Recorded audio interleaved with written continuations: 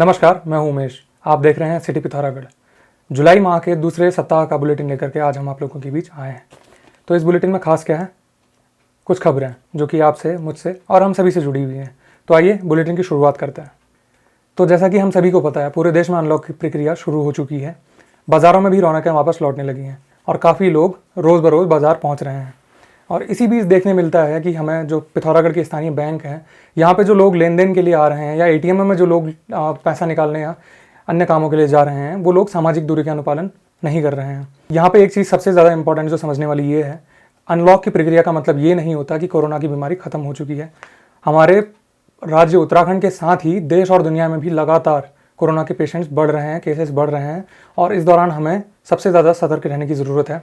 सामाजिक दूरी का अनुपालन करने की सख्त ज़रूरत है। और इसी के साथ ही पिथौरागढ़ पुलिस प्रशासन, जिसका जिम्मा है पूरे ज़िले में लोगों से सामाजिक दूरी का अनुपालन करवाना और सभी व्यवस्थाओं को सुचारू रूप से चलाना, जो इस दौरान लोगों से सामाजिक दूरी का अनुपालन करवाने में असमर्थ नज़र आ रहा है। तो जैसा कि हमारी पिछली बुलेटिन में आपने देखा कि पिथौरागढ़ के भुरमुनी क्षेत्र में भी एक झरना मिला है और ठीक इसी प्रकार एक और झरना जो कि पिथौरागढ़ पर्यटन की दृष्टि से बहुत ज़्यादा महत्वपूर्ण है, बेड़ीनाग क्षेत्र में मिला हुआ है। लेकिन कुछ अराजक तत्वों द्वारा इन झरनों को शराब पीने का अड्डा मात्र बना करके रख दिया गया है। बेड़ीनाग तहसील का बलभद्र ताल इन दिनों सभी के लिए आकर्षण का केंद्र बना हुआ है। दूर दराज के युवा रोज़ बरोज़ वहाँ नहाने और झरने का लुत्फ उठाने पहुँच रहे हैं। और इसी के साथ साथ कुछ अराजक तत्व भी हैं जो वहाँ पे शराब पीने या अन्य चीज़ें करने पहुँच रहे हैं, जिससे स्थानीय ग्रामीणों में खासा रोष है और उन्होंने जिला प्रशासन व स्थानीय प्रशासन को भी इस मामले में कार्रवाई करने के लिए अनुरोध किया है।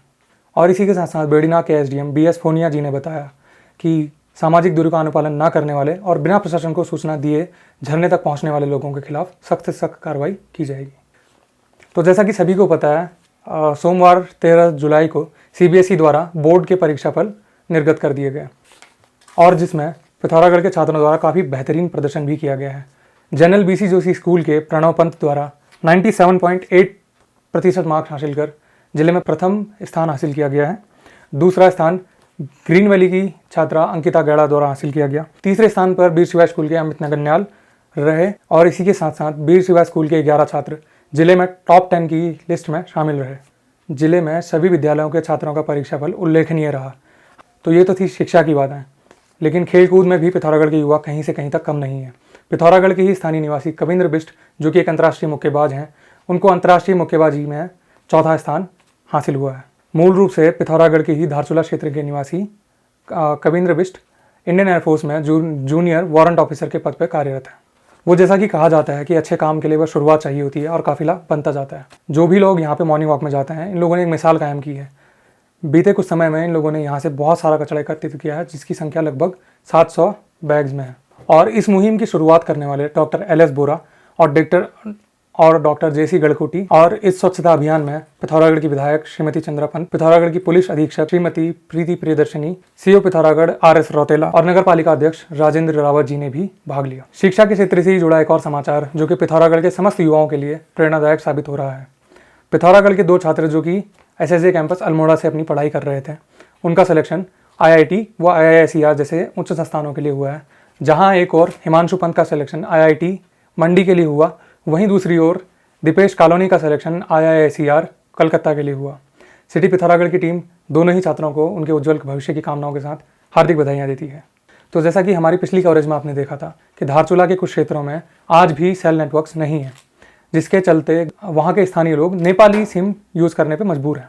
तो जैसा कि हमारी पिछली कवरेज में आपने देखा था कि किस प्रकार धारचूला के स्थानीय ग्रामीण लोग, जिन ग्रामीण क्षेत्रों में आज भी नेटवर्क कनेक्टिविटी उपलब्ध नहीं है, वो लोग नेपाली नेटवर्क यूज़ करने पे मजबूर थे।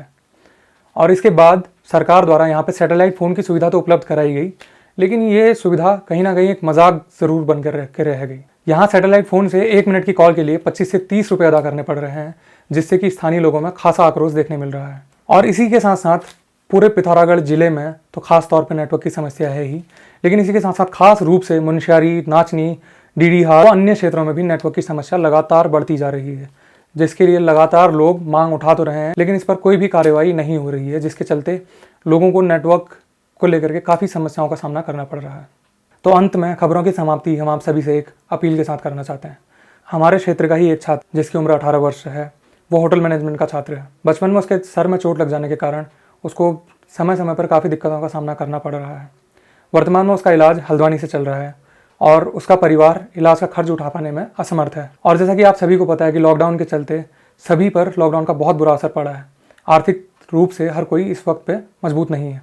तो हम आप सभी से अनुरोध करते हैं कि अगर आप उस छात्र की मदद करना चाहते हैं तो हम आपके साथ में उसकी डिटेल्स साझा कर रहे हैं हमारी स्क्रीन्स पर और हमारे डिस्क्रिप्शन में भी।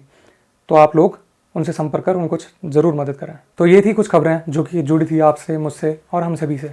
हमारे फेसबुक पेज सिटी पिथौरागढ़ को ज़रूर लाइक करें। हमारे YouTube channel city Pithoragarh news को ज़रूर सब्सक्राइब करें। तब तक के लिए बने रहिए सिटी पिथौरागढ़ के साथ। वीडियो जर्नलिस्ट हेमराज के साथ मोमेश, सिटी पिथौरागढ़ मीडिया ग्रुप।